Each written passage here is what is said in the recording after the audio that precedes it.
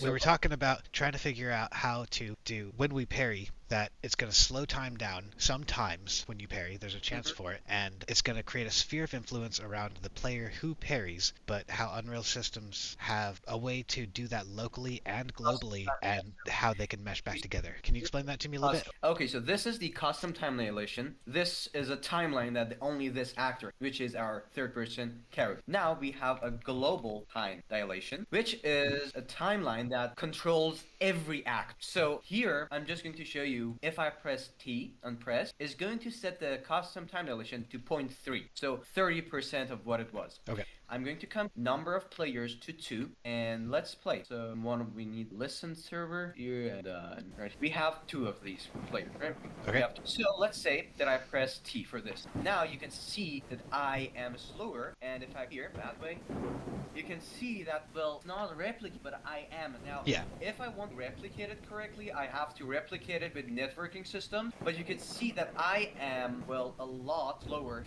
Right. But my main character, this one's not slower at all. This one's normal pace. So what we can do is we can get a sphere trace. So sphere trace for object, let's say. We're going to make array. So Oh, so you extend time within the local sphere and then just leave time normal for outside of the sphere of influence of the slow, yes, and then exactly. they just come right back together. Yeah. Oh, okay. So we can have location. Location is going to be our get actor location, and then let's set the radius to 200. So 200 centimeters. Yep. That's 2 meters. That's around 6'6", 6'7", something Footish. around that much. Yeah. So let's this. Oh, this needs to be multi object. So here, here, here. Then this is going at this to pressed, and then for each loop. So here you do a for each loop for everything that we hit. What are we going to do? We're going to break the hit result. And then out of every actor, you're going to set a time.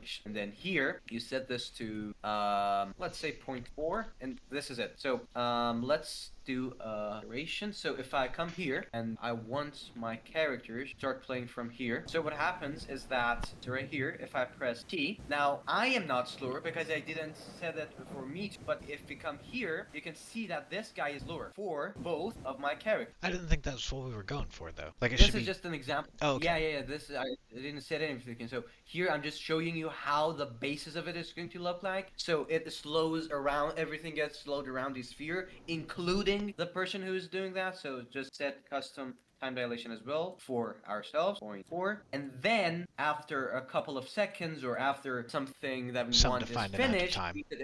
we reset everything to 1. Okay.